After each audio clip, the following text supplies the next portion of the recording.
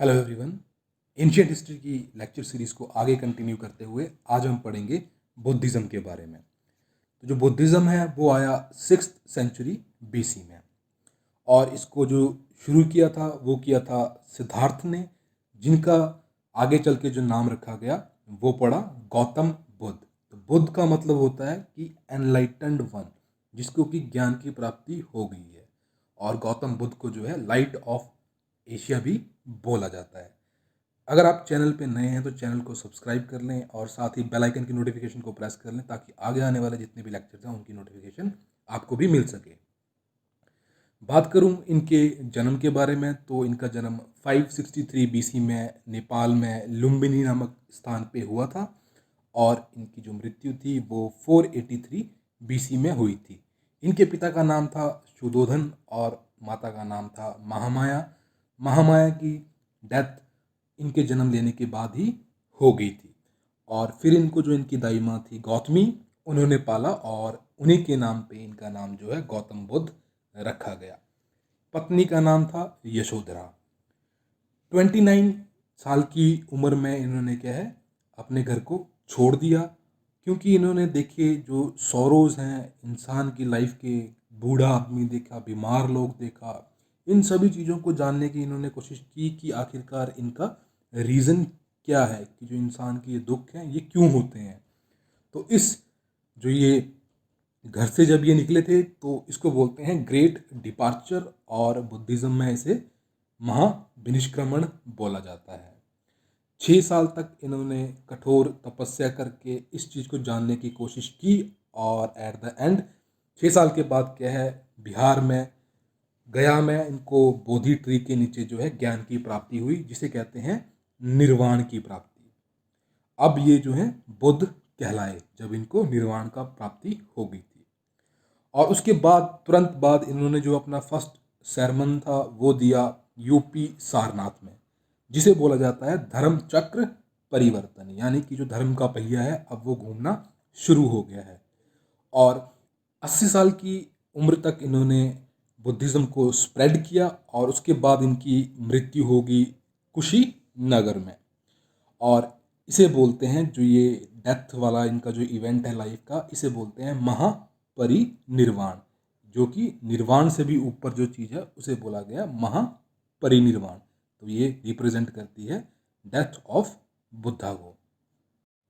कुछ चीज़ें होती हैं जिनको कि रिलेट किया जाता है बुद्ध की लाइफ से, और उनको डिपिक्ट करके रखा गया है बुक्स में, और जो आर्किटेक्चर है तो वो उन चीज़ों के बारे में हम जानते हैं। जैसे कि बर्थ के टाइम पे क्या चीज़ थी जो रिप्रेजेंट करती है, तो जब बुद्ध का बर्थ हुआ था तो जो लोटस और ये बुल हैं ये एज अ सिंबल है बर्थ का। जब महाविनिष्क्रमण शुरू हुआ था तो उसको रिप्रेजेंट करता है घोड़ा। इनको जब एनलाइटनमेंट मिली तो वो बोधि ट्री है, वो उस चीज़ को रिप्रेजेंट करता है। और जो ये व्हील है ये धर्म चक्र परिवर्तन को रिप्रेजेंट करता है।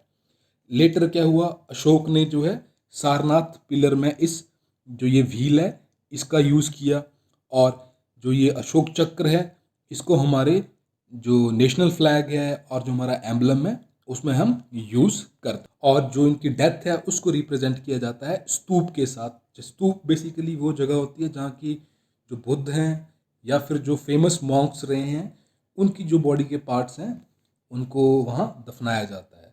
तो डेथ को रिप्रेजेंट किया जाता है स्तूप के थ्रू। अब बात करते हैं बुद्धिज़्म के 4 नोबल ट्रुथ के बारे में। तो सबसे पहले है दुख, दुख, और दूसरा है समुदय। तो जो हमारे जो जितने भी दुख हैं उनका कारण क्या है, समुदय हैं। समुदाय जो है हमारी डिज़ायर्स, इच्छाएं हैं, वो क्या है दुख को जन्म देती हैं। तीसरा है निरोध। अब जो ये दुख है इसको किस तरीके से रोका जाए इसे बोलते हैं निरोध, और उसको रोकने का जो रास्ता है उसे बोलते हैं मार्ग। तो दुख किसकी वजह से, डिज़ायर की वजह से, डिज़ायर और उनको रोकने के लिए जो रास्ता है उसे बोलते हैं मार्ग, और उस रास्ते का नाम है 8 फोल्ड पाथ। तो इसी रास्ते पे चल के जो है निर्वाण की प्राप्ति की जा सकती है, बुद्ध ने ये बात कही थी। सबसे पहले है किसी भी चीज़ की जो अंडरस्टैंडिंग है वो बिल्कुल आपको सही होनी चाहिए, और जो भी आप कर रहे हो, जिस काम को कर रहे हो, उस काम को करने की जो इंटेंशन है वो बिल्कुल सही होनी चाहिए। आपकी जो स्पीच है वो बिल्कुल ठीक होनी चाहिए, एक्शंस आपके सही होने चाहिए, लाइवलीहुड, आपके एफर्ट्स, आपकी कंसंट्रेशन, आपकी जो दिमाग है, ये सब चीज़ें जो है जब एक फोकस तरीके से सही तरीके से काम करेंगी तो इंसान जो है इस रास्ते पे चल सकता है और एनलाइटनमेंट यानी कि निर्वाण को प्राप्त कर सकता है, और ये जो सारे दुख वगैरह उनकी जो डिज़ायर्स हैं उनको रोका जा सकता है। तो इसे कहते हैं eightfold path of Buddhism. बात करूं इनके डॉक्ट्राइन के बारे में तो बुद्धिज़्म में क्या है, आत्मा वाला जो कंसेप्ट है कि भगवान है, इस कंसेप्ट को ये नहीं मानते, ठीक है। और ये बोलते हैं जो प्रॉब्लम्स हैं दुनिया की, जो मनुष्य की प्रॉब्लम है, उनको किस तरीके से सॉल्व किया जाए, उनको किस तरीके से रोका जाए, ये इस चीज़ पे जो है मेन फोकस करते हैं। और बात करते हैं मिडल पाथ के बारे में। हमेशा जो इंसान है उसको कभी भी nor too fast nor too slow, इस तरीके से उसे लाइफ में चलना है, तो उसे हमेशा मध्य मार्ग पे चलना है। और ये कर्म की इम्पोर्टेंस को जो है बहुत ज़्यादा मानते हैं, इसीलिए जो ये वर्ण सिस्टम है इनको जो है इन्होंने नकार दिया था और ये इसके खिलाफ थे। तो ये अपने जो कर्म थे उसको बहुत इम्पोर्टेंस देते हैं और नॉन वायलेंस और सोशल इक्वलिटी पे ये बिलीव करते हैं। बात करूँ इनके लिटरेचर के बारे में तो इनका लिटरेचर जो है पाली लैंग्वेज में लिखा गया। पाली लैंग्वेज भी प्राकृत लैंग्वेज की तरह कॉमन मैन, आम आदमी की लैंग्वेज थी। इन्होंने संस्कृत का यूज़ नहीं किया। हाँ, लेकिन जब एंड वाला टाइम था, फोर्थ काउंसिल के बाद जो है संस्कृत यहाँ एंटर हो गई थी। तो इसी वजह से जो है इस पाली लैंग्वेज का यूज़ करने की वजह से जो बुद्धिज़्म का स्प्रेड है वो बहुत तेज़ी से हुआ। बात करूं इनके तीन पितक के बारे में तो वो हैं सूत पितक, विनय पितक, अभिधम पितक। जो सूत पितक हैं उसमें जो है बुद्ध भगवान के जितने भी sermons हैं उनको कंपाइल किया गया है, और विनय पितक में जो है जो कोड ऑफ कंडक्ट है, जो बुद्धिज्म के जो फॉलोअर्स हैं, जो मॉन्क्स हैं, उनके लिए क्या कोड ऑफ कंडक्ट होगा ये विनय पितक में लिखा होगा। और जो अभिधम पितक है उसमें क्या है, जो बुद्धिज्म की जो फिलोसफिकल आइडियाज़ हैं वो अभिधम पितक में हमें मिलेंगे। तो ये एग्जामिनेशन पॉइंट ऑफ व्यू से बहुत इंपॉर्टेंट है। अब बात करते हैं स्प्रेड ऑफ बुद्धिज्म। तो इनिशियली जो है बुद्धिज्म क्या है, बहुत जल्दी स्प्रेड हुआ, क्योंकि इसमें क्या था, ऑर्गेनाइज्ड प्रीचिंग का कंसेप्ट था। ऑर्गेनाइज्ड प्रीचिंग का कंसेप्ट से मेरा मतलब है कि जो मॉन्क और जो भिक्षु थे ये क्या थे, संघ में रहते थे। तो इन्होंने जो है संघ में रह के क्या है अपने धर्म का प्रचार प्रसार बहुत जोरों शोरों से किया। तो ये पूरे दुनिया के हर एक कोने में गए और वहाँ पर इन्होंने ऑर्गेनाइज्ड ढंग से जो है इसको स्प्रेड करवाया, इसलिए ये इतनी जल्दी फैला। और जो ये बुद्धिज़्म है इसमें क्या है, दो तरीके के डिसाइपल्स होते हैं। पहले हैं मॉन्क जिन्हें हम बोलते हैं भिक्षु। ये इनका काम जो मेनली है बुद्ध की जो प्रीचिंग्स हैं उनको स्प्रेड करना है, और ये बुद्धिस्ट संघ में रहते हैं। और जो ये बुद्धिस्ट संघ है इसको कोई भी मेल फीमेल ज्वाइन कर सकता है। यहाँ पर जो वर्ण सिस्टम वगैरह है ये इनके लिए मैटर नहीं करता, तो यहाँ पर सभी के लिए ये खुला है। और दूसरे जो डिसाइपल हैं वो हैं नॉर्मल बुद्धिस्ट लोग, जो कि जिन्हें हम कहते हैं उपासक। और ये धर्म जो था इतना सिंपल फिलॉसफी इसकी थी कि इसको जो मतलब कोई आम आदमी भी जो बिल्कुल पढ़ा लिखा नहीं है वो भी समझ सकता था। तो इसीलिए जो है लोग इसकी तरफ खींचे चले आए और इसको ज्वाइन किया। तो मोस्टली जो शूद्र क्लास थी वो इस तरफ अट्रैक्ट हुई। बहुत से राजाओं ने जो है इस धर्म को अपनाया, जैसे कि मगध, कौशंबी वाले, कौशल वाले जो ये एरिया थे, यहाँ के जो राजाओं ने क्या है इसको अपनाया, इसीलिए ये जो है बहुत जल्दी जो है स्प्रेड भी हुआ। तो बिहार एंड जो ईस्टर्न यूपी है इन वाले इलाकों में ये बहुत तेज़ी से फैला था। और मौर्य किंग अशोक ने भी इसको फॉलो किया था, और उन्होंने अपना जो बेटा और बेटी को जो था इसके प्रचार प्रसार के लिए दूर दूर भेजा। श्रीलंका गए वो, अफगानिस्तान गए। तो इसकी वजह से जो है अशोक के टाइम पे जो है ये श्रीलंका और अफगानिस्तान में स्प्रेड हो गया था। बात करूं पोस्ट मौर्य पीरियड के बारे में तो उसके बाद क्या है, ये धीरे धीरे जो है चाइना में भी पहुंच गया, और उसके बाद फिर ये साउथ ईस्ट एशिया में एंटर हुआ। मोस्टली थाईलैंड, बर्मा, वियतनाम, इन जगहों पे ये स्प्रेड हुआ। और इंडिया के आसपास वाली कंट्री जो भूटान है, चाइना है, तिब्बत है, ये मेन सेंटर ऑफ बुद्धिज़्म है। अब बात कर लेते हैं बुद्धिस्ट काउंसिल्स की। तो ये भी जो जैन काउंसिल्स हैं उन्हीं की तरह हैं, लेकिन ये जो है एग्जामिनेशन पॉइंट ऑफ व्यू से ज़्यादा इंपॉर्टेंट है। तो जो फर्स्ट काउंसिल हुई थी वो हुई थी after immediate death of Buddha 483 BC में राजगृही बिहार में हुई थी। और इसके जो पेट्रन थे, जो राजा थे, वो थे अजात शत्रु। और अंडर स्कॉलर मॉन्क जो थे, जिनके अंडर ये फिलोसफिकल डिस्कशन हुए, वो थे महाकश्यप। तो यहाँ पर जो बुद्ध की टीचिंग थी उनको लिखा गया, उनको कंपाइल किया गया। और साथ ही आनंद नामक मॉन्क ने जो है सूत पिटक लिखा, और उपाली नामक मॉन्क ने जो है विनय पिटक लिखा। बात करूं सेकंड काउंसिल की, तो वो हुई थी वैशाली में 383 बीसी में। और जो इसके पेट्रन किंग थे वो थे काल अशोक। इसको आप अशोक जो द ग्रेट मौर्यन किंग थे उनसे कंफ्यूज मत करना, ये हैं काल अशोक। और जो मॉन्क थे जिन्होंने फिलोसफिकल डिस्कशन किए वो थे सबा कमी। तो इसमें बेसिकली कुछ डिस्प्यूट रह गए थे विनय पिटक को लेके, तो उन डिस्प्यूट्स को जो है यहाँ रिजॉल्व किया गया। बात करूं थर्ड काउंसिल की, तो वो हुई थी 250 बीसी में पाटलिपुत्र में।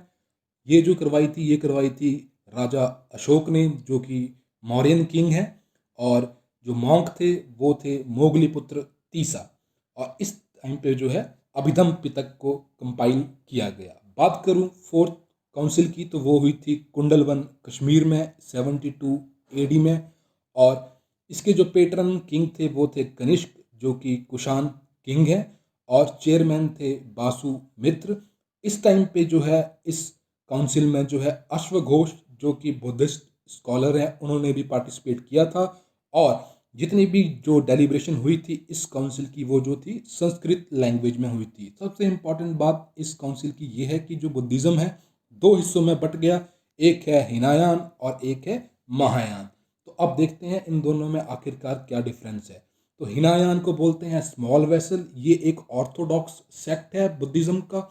और जो महायान है वो है बिग वेसल, यानी कि जो है ये थोड़ा सा लिबरल है। इसमें क्या है, न्यू एलिमेंट्स को ऐड कर दिया गया है, इसलिए ये बड़ा हो गया है। तो जो ये महायान है ये China, Japan, Korea, south east Asia, Vietnam जैसी कंट्री में स्प्रेड हुआ है। और जो हिनायन है इसे हम थेरावड़ा भी बोलते हैं, और ये श्रीलंका, बर्मा और थाईलैंड में देखने को मिलता है। तो जो हिनायन है इसमें जो है बुद्ध को क्या है, भगवान के रूप में नहीं पूजा जाता। वो बोलते हैं कि जो बुद्ध हैं एक नॉर्मल ह्यूमन थे जो धरती पे आए, और उन्होंने जो है कठिन तपस्या करके जो है निर्वाण का रास्ता प्राप्त किया। और उसके बाद जो है उन्होंने जो है इंसानों को गाइड किया उस रास्ते पे किस तरीके से चलना है। तो वो उस चीज़ पे बिलीव करते हैं। और यहाँ पर जो है आइडल वर्शिप बिल्कुल भी नहीं थी। जितना भी लिटरेचर लिखा गया सारा के सारा पाली लैंग्वेज में लिखा गया। बात करूँ महायान की, तो यहाँ पर क्या है, बुद्ध को जो है भगवान के रूप में देखा जाता है। और यहाँ पर क्या है, बोधिसत्व वाला कंसेप्ट भी है, यानी कि जो इनकारनेशन है बुद्ध के डिफरेंट डिफरेंट जो जन्म, जैसे कि विष्णु भगवान के अवतार होते हैं, उसी तरीके से बोधिसत्व क्या है, बुद्ध भगवान के अवतार हैं। और इन्होंने जो है यहाँ पर संस्कृत का यूज़ करना शुरू कर दिया था, और ये जो है मूर्ति पूजा में भी विश्वास करते थे। तो ये था main difference between Hinayana and Mahayana. अब बात करते हैं कि आखिरकार क्या कारण थे जिसकी वजह से जो है बुद्धिज़्म का जो है डिक्लाइन शुरू हुआ। तो गुप्ता काल में क्या हुआ था, हिंदुइज्म का रिवाइवल होना धीरे धीरे शुरू हो गया था। और जब मौर्य जो थे उनके बाद जब सुंग डायनेस्टी आई, तो उसमें पुष्यमित्र सुंग ने जो है जो बहुत से बुद्धिस्ट मॉन्क्स थे उनको क्या है परसिक्यूट किया। तो इस तरीके से जो है धीरे धीरे बुद्धिज़्म ख़त्म होता रहा और हिंदुइज्म का रिवाइवल होना शुरू हो गया। हिंदुइज्म में जो रिवाइवल है वो बेसिकली उसमें काफ़ी अब रिफॉर्म आ चुके थे, भक्ति मूवमेंट आ गई थी, फिलॉसफीज़, नई नई फिलॉसफीज जो है हिंदुइज्म में वो सामने आई। तो इसकी वजह से लोगों ने दोबारा इसके पास चले गए, और जो है ये धीरे धीरे क्या है बुद्धिज़्म एंड होता गया। और अब जो बुद्धिस्ट मॉन्क थे इन्होंने भी क्या है संस्कृत लैंग्वेज को यूज़ करना शुरू कर दिया था, जिसकी वजह से भी जो है लोग इनसे काफ़ी नाराज़ थे, क्योंकि जो कॉमन लैंग्वेज थी पाली उसका अब कम यूज़ हो गया था। तो पाली से संस्कृत में शिफ्ट करना ये भी एक इम्पॉर्टेंट रीज़न था। और जो महायान मैंने बताया उसमें क्या है, आप देखिए आइडल वर्शिप होगी है वहाँ पर शुरू। तो जब आइडल वर्शिप शुरू हो रही है तो क्या है, जो मॉन्क्स हैं वो क्या हैं, करप्ट होना शुरू हो गए थे, डोनेशन आना शुरू हो गई थी, बलि ऑफरिंग सब कुछ चढ़ रहा था। तो इसकी वजह से जो मोरल स्टैंडर्ड्स थे वो डिक्रीज हो गए थे बुद्धिज़्म के। तो ये भी एक कारण माना जाता है। और 500 से 600 एडी के तहत क्या हुआ, हुन्स ने जो है अटैक किया अफगानिस्तान और नॉर्थ वेस्ट इंडिया वाले एरिया में, जहाँ पर कि बुद्धिज़्म बहुत अच्छे तरीके से फल फूल रहा था। और कई बुद्धिस्ट मोनेस्ट्री जो थी और जो यूनिवर्सिटीज़ थी वो सारी डिस्ट्रॉय कर दी गई। एग्जाम्पल के तौर पे तक्षशिला यूनिवर्सिटी। और 1200 ईडी में जो एंड टाइम है बुद्धिज़्म का, उस टाइम पे क्या है, बंगाल वाले एरिया में तुर्किश इन्वेजन हुए। कई तुर्किश इन्वेडर, सबसे इंपॉर्टेंट याद रखना है बख्तियार खिलजी, उन्होंने क्या किया, नालंदा यूनिवर्सिटी को जो है डिस्ट्रॉय कर दिया, जहाँ पर कि सारा बुद्धिस्ट जो भी ये लिटरेचर वगैरह पढ़ा था। तो 12th सेंचुरी तक जो है इंडिया से ऑलमोस्ट जो है बुद्धिज़्म गायब हो गया था। तो अब ये जो है तिब्बत, जापान, चाइना वाले एरिया में जो है मोस्टली कन्फाइंड होके रह गया है, साथ ही साउथ ईस्ट एशिया में भी। तो ये सब था बुद्धिज़्म के बारे में। अगर आपकी कोई भी क्वेरी है तो आप कमेंट बॉक्स में पूछ सकते हैं। अगर आप कुछ पर्सनल पूछना चाहते हैं, पर्सनल आपकी क्वेरी है, तो आप फेसबुक पे जो है मैसेज करके उसे सॉल्व करवा सकते हैं। फिलहाल के लिए इतना ही, मिलते हैं अगली वीडियो में नए टॉपिक के साथ। धन्यवाद।